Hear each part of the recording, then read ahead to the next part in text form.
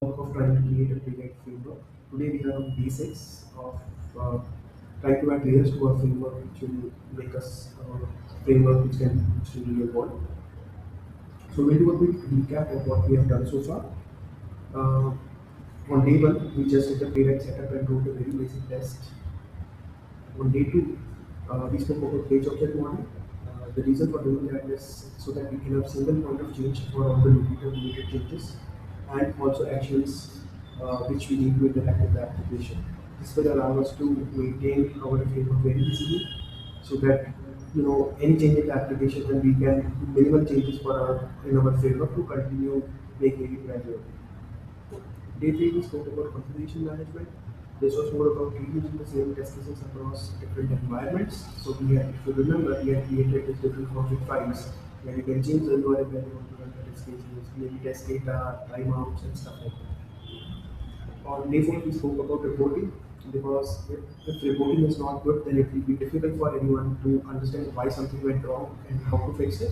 A good reporting makes life easier for you and your dev team to fix the bugs quickly and release a good version of software to the end user. On day 5 we spoke about API testing.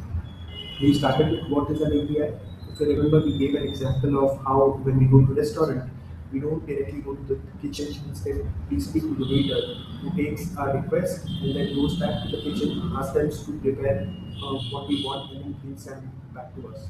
So waiter in this case is an example of an API where the front end is requesting something to be done to database or the server, and API is like a bridge between the end user and the backend.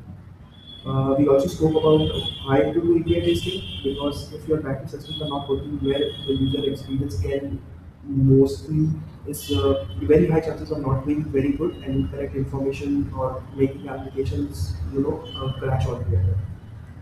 We also spoke about how we should be combining API testing and UI testing so that you can run our test cases much faster. Here we have seen an example where we have used our demo app to run our test cases and we created a two item from API but validated it from the UI.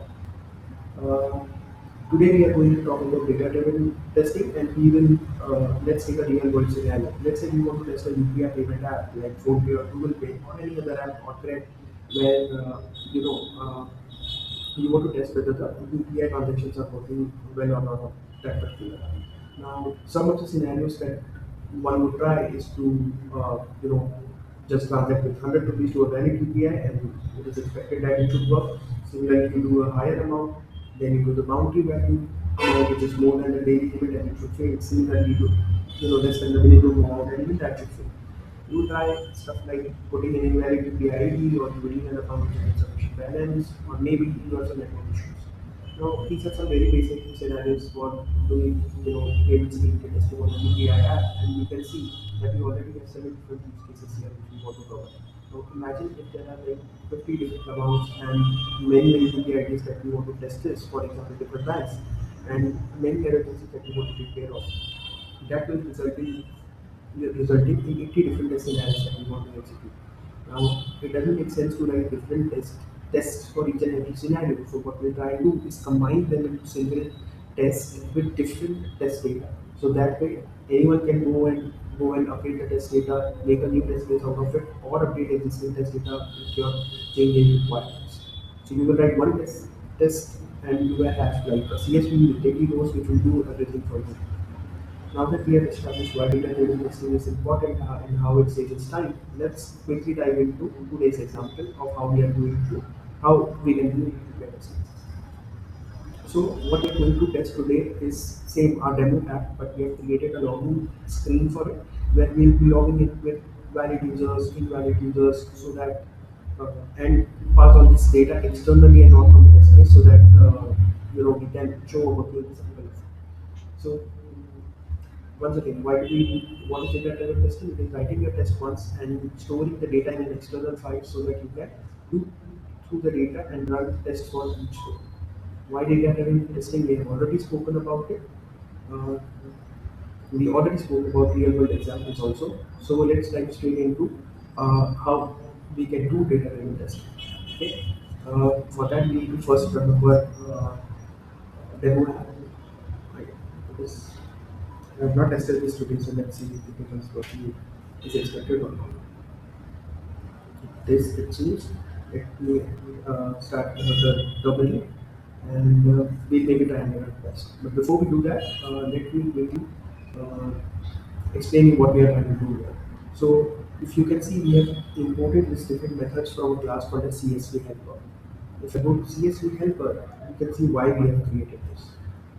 So the helper functions here we have created is for passing the CSV files for data representation. The name itself suggests that. So why use CSV? Because it is easier to maintain than an Excel and a Google sheet. I cannot emphasize you stop using Excel and test data. It's a nightmare to maintain those. Better to use a very friendly CSV which will do everything that an Excel is required to do. So very simple. We are reading a CSV file, and you know we are using this library called a CSV parse for this. It's an API library. You can take a look at what it does. But basically, you are passing the path, the file name, and what it will do is based on this configuration, return the records on all the values that are available in CSV. Even though the name here says CSV header, we are also passing JSON here. Probably we should have named it better. Uh, Again, it's a simple pass the path and it will just return you JSON. So since JSON is an inherent inbuilt function or class available with load, you don't need to install any library for it. We have created a few more methods which we will take a look at when we use them in our test cases. For now, let's go back and see what our test cases are. So we have defined our base URL, and if you can see, even before we are doing anything in the test case, we are loading the test data. So this particular test, what we are doing is data-driven testing using login test. So what we do here is we are reading the JSON file, and then we have a method called as prepare test cases. Let's see what it does. So it's a utility method which allows us to return test data in a certain format. This will allow us to um, name our test cases according to the scenarios that we are going to run. So um, it says that it will generate test data, test data, describe test data blocks in a written formatted into test data. So once we run this, I will showcase what exactly we're doing. Once we have the test cases information, we have written a for loop which will fetch each record from the JSON. Probably I should show you the JSON as well. So we have created a directory called as test data, and we have a file called as user.json, and this is how the JSON file looks like. So it has keys like email, password, should the test succeed, and the description of the test case. So what we are doing here, if you see, we are fetching one particular JSON object and then you know uh, printing that using that information to enter in the application and then uh, continue with the interaction with my website and then based on whether it's a success scenario or a failure scenario, we have put in an assertion on. So if it is like a positive test case, then it should show login succeeded, and if it is a negative test case, then it should show the error message. So, uh, okay.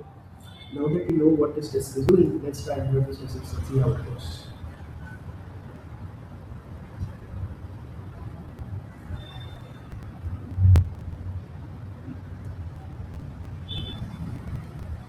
So the first scenario is you can successfully get it log into the successful user, and then invalid user shows that uh, okay, invalid user is passing. So yeah, yeah, okay, nice. If you don't enter email at all, if you don't enter password at all, all these kind of scenarios, instead of having to write different tests for each of these, we have just created one single test case which will take care of all of these scenarios. This is the like logic of using uh, using data-driven testing, and you can see in this console that for each scenario, it has it has fetched all the JSON file. So valid example, invalid, non-existent, empty, and stuff like that. So if I go to my user.json, you can see that I have not passed email somewhere, not passed password somewhere, and incorrect email ID, stuff like that, right? So this shows the power of using data-driven testing, and you have to be very smart when you are doing it so that you are not repeating this code again. Even with simple test case, you have executed like almost 3 scenarios here, which is fantastic, right? It's a perfect example of how to use data-driven test case. Once we have done with the JSON test, now let's run a CSV test. Everything is going to be exactly the same, but instead of using JSON file, we are using CSV file for it.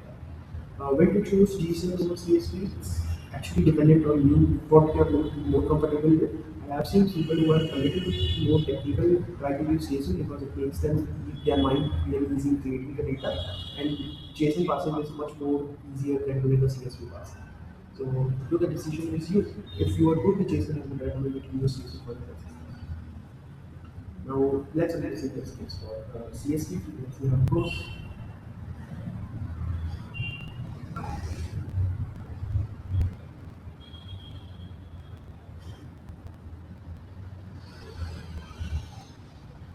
It will basically the same test cases, but this time all the data is coming from the CSV file.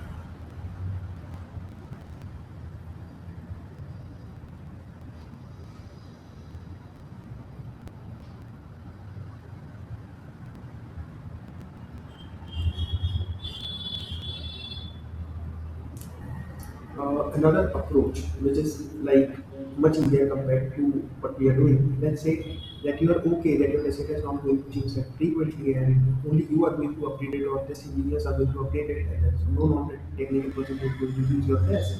And I think it makes sense for you to use inline test data, which is basically just writing the JSON related information in an object over there and using that to run the test cases.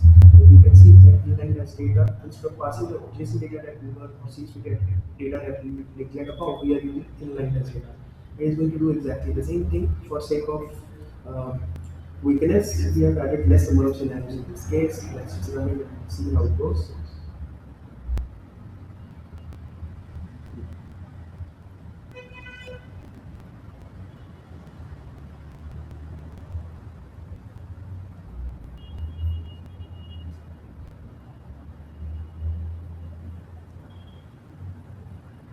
Yeah, so this time it keeps inline test data. Then we have, I had said that we will speak about this when it comes to excuse filter data.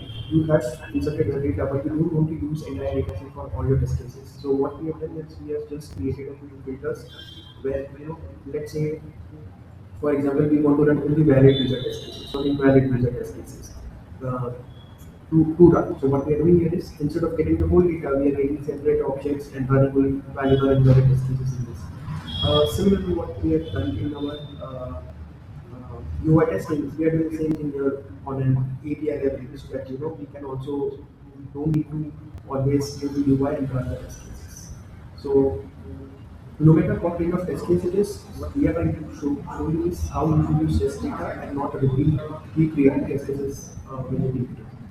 So some of the notes that I've written, which tells you like how you should best use data driven testing, is to have single data file for testing. This is very important. As soon as you make your data management complex, you will actually end up, pulling your hands for managing the data and managing your testing. To organize the data in a manner that it's not complicated, so that it's easy for you and your team to run the test cases. The structure always store data before the test. This makes 100% sense, right? So what this will allow you to do is describe or allow you to run your test cases in a way that each scenario is then printed as a separate test case, like we have shown in our examples. Naming conventions, test name should indicate what kind of data we are passing in it. Session logic should also be part of your test data so that you can successful failure cases are managed within the data file. Maintenance new test cases then should not be added unless it is a completely different scenario which cannot be done by managing or updating the data. Uh, when we need multiple inputs, exactly. So multiple inputs for the same test flow, or to do more element testing, there is part of cross browser testing.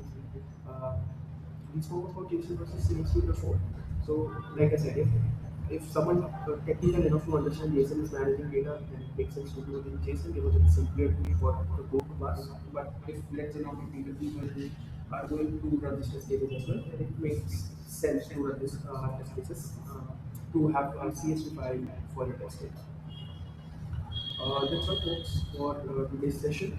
I would request once again for you to go to our AI create tool and give it a try and let us know what would you like to see in that. And then we also have created a list generator app where you can generate messages without having to pull your head on what data is required. Do use these tools and let us know what do you feel about them so that we can creating keep creating these kind of tools to you. Thank you so much for listening in. See you again tomorrow. Bye bye.